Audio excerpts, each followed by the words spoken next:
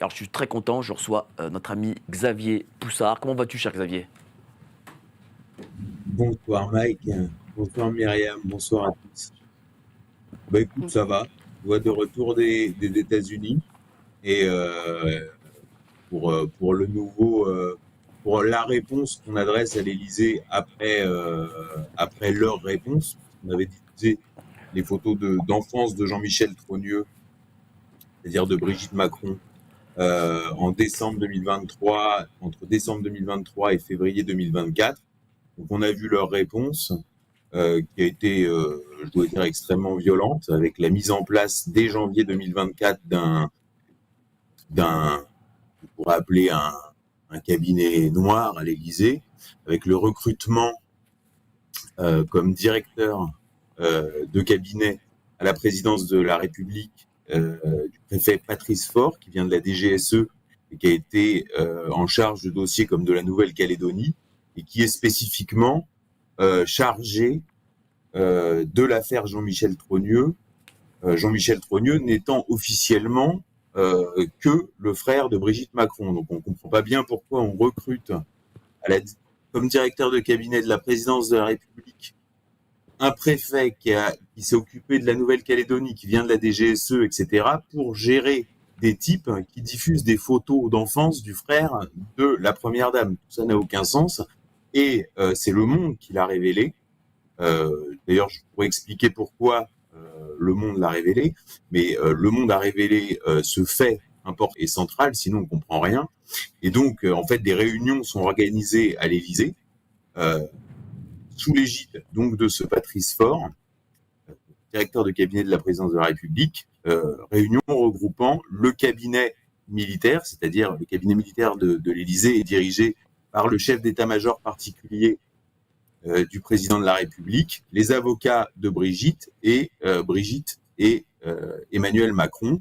Et en fait, la réponse à la diffusion des photos de Jean-Michel Trogneux et à nos affirmations a été une répression à tous les bouts de la chaîne, c'est-à-dire l'accélération de l'agenda judiciaire pour obtenir rapidement une condamnation de Natacha Ray, couper X au compte Zoé Sagan qui était très performant. Ensuite, des poursuites engagées pour cyberharcèlement contre Zoé Sagan et contre Bertrand Scholler. Et puis, moi, personnellement, j'ai été débarqué de faits et documents, comme chacun sait, avec des pressions exercées effectivement sur l'actionnaire. Et Candace Owen a reçu une assignation à Nashville après s'être fait sauter sa chaîne YouTube. Donc on voit qu'en fait, à chaque fois, ils prennent des individus et ils identifient les points faibles et ils ciblent. C'est-à-dire que, typiquement, sur Zoé Sagan, son point faible, c'était que sa caisse de résonance, c'était X. Donc en lui coupant son compte X, on lui coupait sa caisse de résonance. Sur Candace Owen, l'assignation à Nashville a un effet psychologique, puisque vous avez un huissier qui apporte une assignation à l'endroit où elle vit, donc à l'endroit où vivent ses enfants. Et puis, en tapant sur ses chaînes YouTube, c'est son modèle économique. Vous voyez, donc en fait, c'est quand même... et puis, sur l'accélération judiciaire de Natacha Ray, c'était effectivement d'obtenir une condamnation, sachant que Natacha Ray allait plaider sa thèse, donc en fait que l'excuse de bonne foi ne pourrait pas être retenue. Et donc, ils ont enfoncé ce flanc-là pour médiatiquement avoir la fameuse dépêche AFP, rumeur transphobe contre Brigitte Macron, 2 femmes condamnées pour diffamation. Il y a un effet psychologique, parce que les 3/4 des gens reçoivent la dépêche AFP Reuters. Voilà, elle s'est condamnée pour diffamation, donc refermer le dossier. Alors, Donc en fait, la cellule de l'Élysée a quand même bien bossé, si ce n'est, je dirais, la détermination de Candace Owens et derrière, sans doute, de l'entourage proche, je dirais, de Donald Trump. Puisqu'effectivement, on voit le rebond de l'affaire se produire dans les semaines qui suivent l'investiture de Donald Trump, dans un contexte, effectivement, alors qui est un contexte global de régime change en Europe. On l'a vu en Grande-Bretagne, en Allemagne. J'ai 2 etc. questions à te poser, mon Xavier. D'abord, ce que tu me dis prouve qu'en fait, si l'Élysée est en panique à ce point-là, ça veut dire que, il y a quand même Anguille sous roche. Voilà, anguille sous roche, hein, il y a quand même des soupçons de vérité. Et deuxième chose, donc qu'est-ce que tu en penses? Et deuxième chose, est-ce que toi, aujourd'hui, tu es en sécurité? Bon, on n'est jamais complètement en sécurité. C'est pas comme ça que ça se pose. Moi, de mon côté, donc la réponse qui a été la mienne, puisque moi, si je suis attaqué, bah, par définition, je réponds.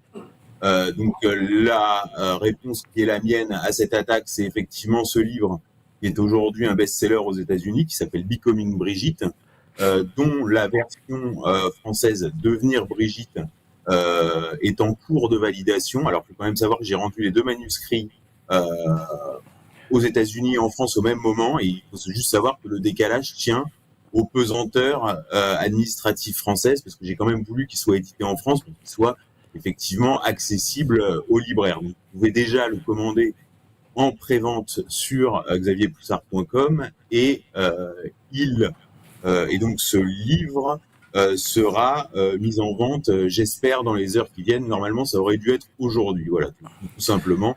Donc, Devenir Brigitte, la version française. Alors, qui est ma réponse? Puisqu'effectivement, c'est toute l'enquête de façon très pédagogique, puisqu'en fait, c'est écrit comme si je devais raconter l'enquête à une noire américaine, simplement, c'est-à-dire à Candace Owen. C'est-à-dire chapitre par chapitre, des chapitres courts, incisifs, etc., avec 2 livres en un livre, puisqu'en fait, tous les détails du dossier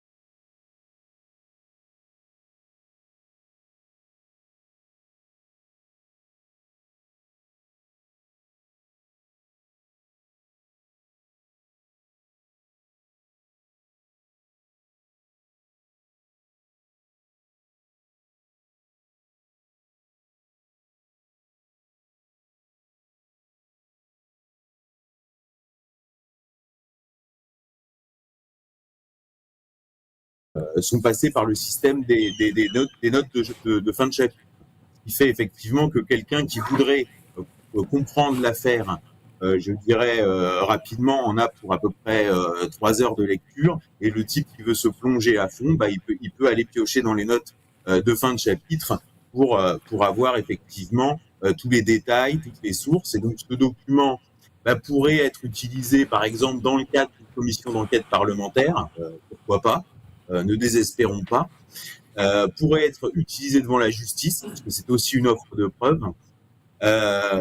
Et moi, j'ai pas de problème si quelque chose est diffamatoire. En France, il y a un droit de diffamation. Je suis prêt à être poursuivi devant la 17e chambre, à faire une offre de preuve.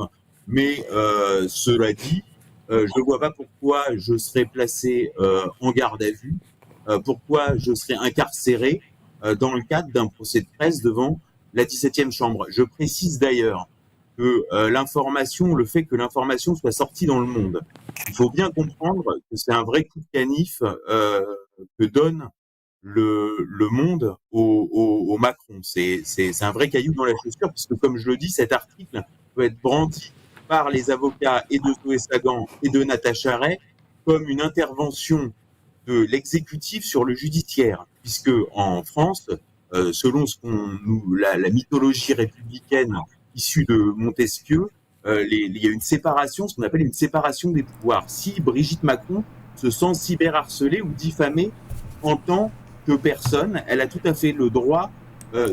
Après, dans quand même un pays où on était à fond dans le wokisme et à fond dans le transgenrisme et toutes ces dérives, je comprends pas pourquoi Brigitte Macron se sent tellement offensée, à croire que dans la haute bourgeoisie d'Amiens, eh bien, on ne prône pas exactement la même chose que lorsqu'on est à l'Élysée, hein, et évidemment, parce qu'il faut des arguments pour se faire élire. De porter plainte. Mais si on mobilise les moyens de la République, c'est-à-dire le cabinet militaire de l'Élysée, le chef de cabinet de la présidence de la République, pour obtenir des condamnations et pour piloter des poursuites, puisqu'il est bien écrit dans la... Allez, je le coupe encore, hein. Tant pis, hein. Mais imaginez-vous, si on vous dit que vous êtes un trans, voilà, ça vous fait quoi en fait? Enfin, moi je m'en fous, mais complètement. Enfin, chacun sait ce qu'il est, ce qu'il représente. Donc, moi, je trouve que le scandale est un peu gros. Enfin, tout ce remue-ménage que font le couple Macron est un peu énorme quand même. dans l'article du Monde que la On est garde à dans, vue de on est dans la disproportion. Zoé Sagan pour cyberharcèlement a été intégralement pilotée depuis cette cellule de l'Élysée. Donc, il faut quand même imaginer dans le PC Jupiter, vous avez Emmanuel et Brigitte Macron, Jean Henocchi, leur avocat, le chef d'état-major particulier du président de la République, les types avec les étoiles sur les képis, et le préfet Patrice Faure qui dirige la réunion. Et c'est, bon, comment on accélère le process de Natacha Ray, comment on fait pression sur l'actionnaire majoritaire de Faits et Documents, comment on coupe le compte X de Zoé Sagan, etc. On en est là. Donc, c'est quand même la question, c'est ce que je dis aux gens. Je leur dis, parce que beaucoup de gens me disent, mais enfin, est-ce que c'est très sérieux? Puis la question, c'est pas que toi, tu penses que ce soit sérieux, c'est que eux, ils pensent que c'est le sujet et que c'est ça qui est sérieux. Alors, donc, on va continuer. Vas-y, fini, conclue.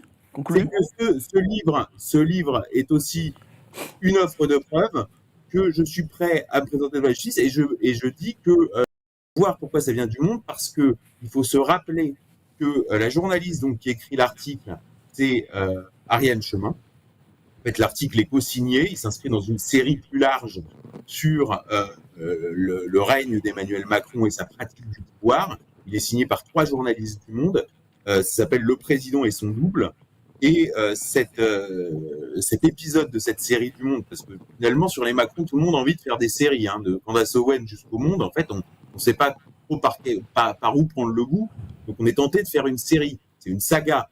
Il y a quelque chose, on en fera plus tard, c'est ce que j'ai dit chez Candace Owen, on en fera plus tard des films. Donc pourquoi Ariane Chemin, puisque c'est elle qui signe, qui écrit cette partie de la série, va jusque-là, c'est-à-dire qu'elle fait en vérité tomber, si les avocats de Zoé Sagan et de Natacha Ray sont bons, elle fait tomber la stratégie de l'Élysée, parce qu'il faut se rappeler qu'Ariane Chemin et son patron, Monsieur Louis Dreyfus, le patron des rédactions du groupe Le Monde, avait été entendu par la DGSI suite aux révélations du Monde dans le cadre de l'affaire Benalla. Donc en fait, on est quand même face à une dérive extrêmement violente d'un pouvoir qui se sait fragile, d'un détournement des moyens de l'État à des fins de répression sur des questions relatives à la vie privée du couple présidentiel, qui cache effectivement ce qu'on appelle une affaire d'État, un mensonge d'État.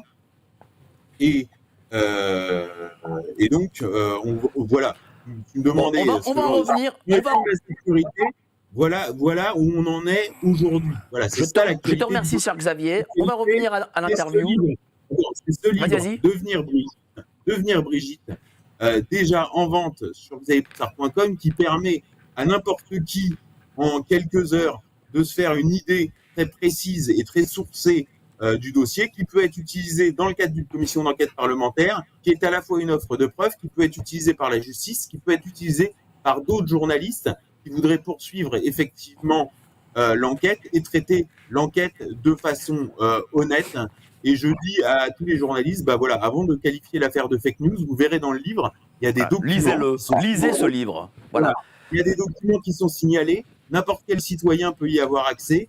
Il y a des documents publiés, des documents signalés auxquels tous les citoyens peuvent avoir accès, hein, que l'Élysée refuse de donner. La question des photos, par exemple, de jeunesse de Brigitte Fournier n'est pas une question, est-ce que c'est de la vie privée ou pas? Non, il y a un cadre légal. Moi, j'ai des décisions de justice, puisque j'ai fait 4 procédures devant ce qu'on appelle la commission d'accès aux documents administratifs, qui est un organisme chargé de statuer des litiges entre les Français et leur administration, et je dirais 3 fois et demi, la commission d'accès aux documents administratifs m'a donné raison. Et sur certains documents, les administrations se sont assis sur les décisions de la commission d'accès aux documents administratifs. Donc ce que je dis, c'est que ce livre est vraiment ma réponse à la stratégie qui a été mise en place par l'Élysée à partir de janvier 2024 et qui a conduit à une vague de répression merci, cher complètement Xavier. hallucinante. Alors, je vais présenter les gens qu'il y a autour de la table, et après on va revenir à ton interview, puis après il y aura intervention avec nos amis autour de la table. Alors, à mes côtés, Myriam Palomba. Salut, chère Myriam, tu vas bien? Très bien, Il n'y a très pas un bien. drapeau, là? T'attendais Drapeau là. français, Bah là? oui, puis je suis ravie. Si on Ah, m'avait j'ai dit il y a envie de 10 ans que mettre j'allais faire une émission sur le sexe de la pseudo-première dame, ça m'aurait bien fait rire. Donc voilà, je J'aime trouve que trop, c'est ouais. un moment important. Tu auras des choses nouvelles à dire, j'imagine, aujourd'hui? Oui, et puis j'ai aussi une question par rapport à ce que vient de dire Ben vas-y, Xavier. pose ta question. Parce que Le Monde, c'est le fonds de dotation de Xavier Niel. Donc, quand Mais il on n'y a connaît même pas les de drapeau. relations, on sait que Xavier Niel a racheté Best Image, l'agence de Mimi Marchand. Est-ce que c'est aussi une façon de dévoiler l'existence de cette cellule, de faire un peu pression ou moi, je ne connais pas la journaliste dont tu as parlé, où elle fait ça de façon totalement indépendante, ce qui quand même me semble étrange. Mais c'est toujours pareil, il y a la question de l'actionnariat et puis il y a la question de... Honnêtement, Purée, mais il n'y a pas un drapeau français. par exemple, pour être tout à fait clair, il peut y avoir des actionnaires qui interviennent beaucoup. Par exemple, Pierre Berger intervenait beaucoup. C'est de notoriété publique.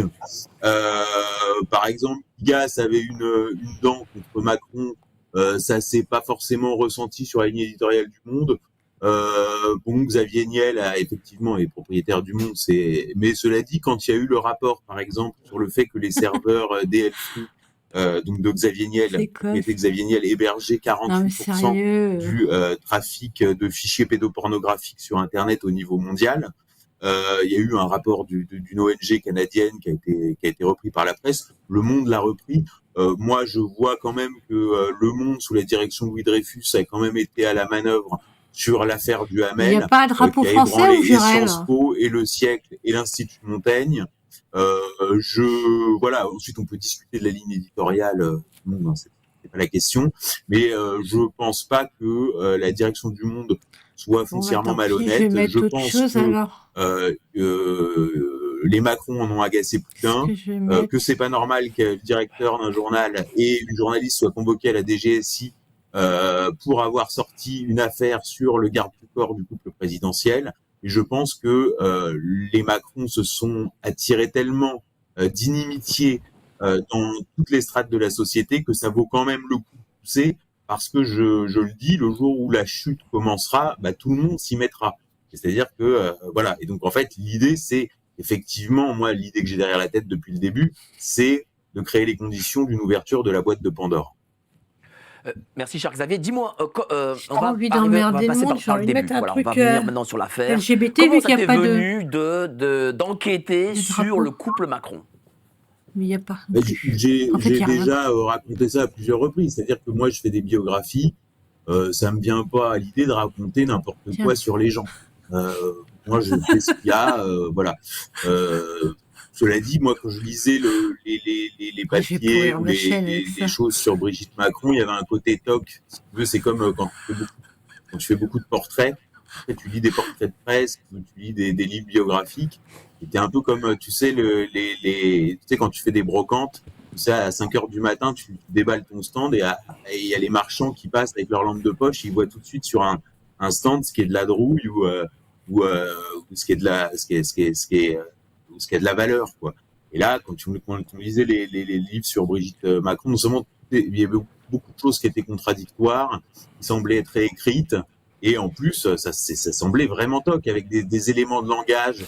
Par exemple, Laurence Auzière qui est dans la classe d'Emmanuel Macron, et elle revient et elle dit à sa mère, il y a un fou qui sait tout sur tout. Je dis, mais c'est quoi? Et cette phrase était racontée dans tous les articles, le fou qui sait Ouais, tout c'est sur vrai. tout. Enfin, je veux dire, C'est vrai que cette phrase, c'est n'importe quoi. Ta gamine arrive d'école, ouais, il y a un fou qui part et il sait tout sur tout.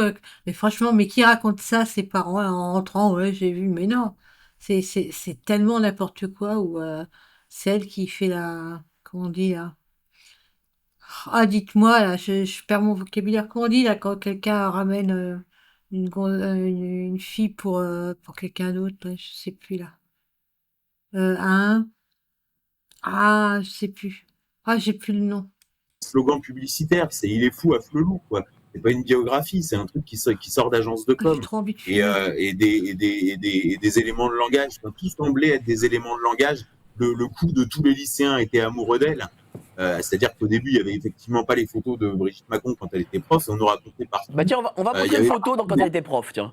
On va montrer une photo et voir si les jeunes étaient amoureux d'elle, tu vois, s'ils étaient émoustillés en voyant Brigitte Macron prof. Tiens, on va en montrer une. Le sosie de Claudia Schiffer. Voilà. Non, quand elle était prof. Voilà, c'est ça. Parce qu'on on disait, oui, c'était une pin-up Ah, y a pas en d'autre. mini-jupe. Ah. C'était une pin-up en mini-jupe. Voilà. Voilà celle-là. Alors, on va voir la pin-up. Voilà. Celle-là. Alors là, bon, Voilà. moi, je veux pas de. On va montrer Non, mais cette je veux fois-là. pas de. Alors, Non, mais là, sérieux, si ça fait tomber tout le monde, mais même en mini-jupe, hein. Non, mais c'est n'importe quoi.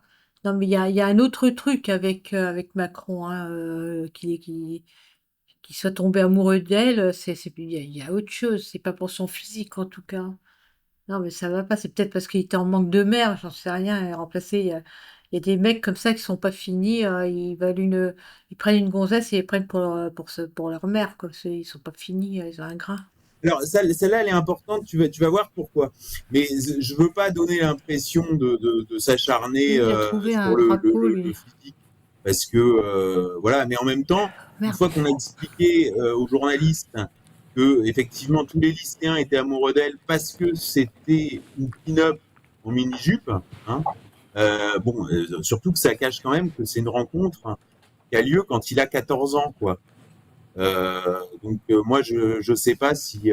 Bah, déjà, quand bien même ce serait le cas, tu vas pas faire cours habillé en pin-up et en mini-jupe à des gamins de 14 ans. Enfin, surtout dans une école, après dans le public, il faut s'attendre à tout.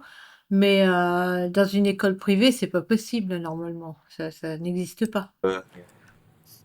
Vous avez des enfants qui sont adolescents et que vous les retrouvez chez un individu de ce type. Enfin, je sais pas, moi, je sais pas quelle peut être la réaction. Ce qui est étonnant, c'est que visiblement, de ce qu'on en sait, il n'y a pas eu de signalement au niveau de l'établissement et que au sein des établissements dépendants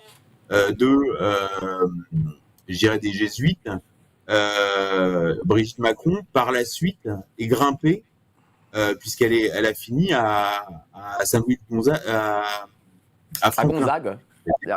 Voilà, à Saint-Louis-de-Gonzague, qui est un des établissements les plus prestigieux de Paris, Et en sans le sachant diplôme. que Et sans le diplôme. sans CAFEP et sans CAPES, selon Sylvie Baumel, qui est la journaliste.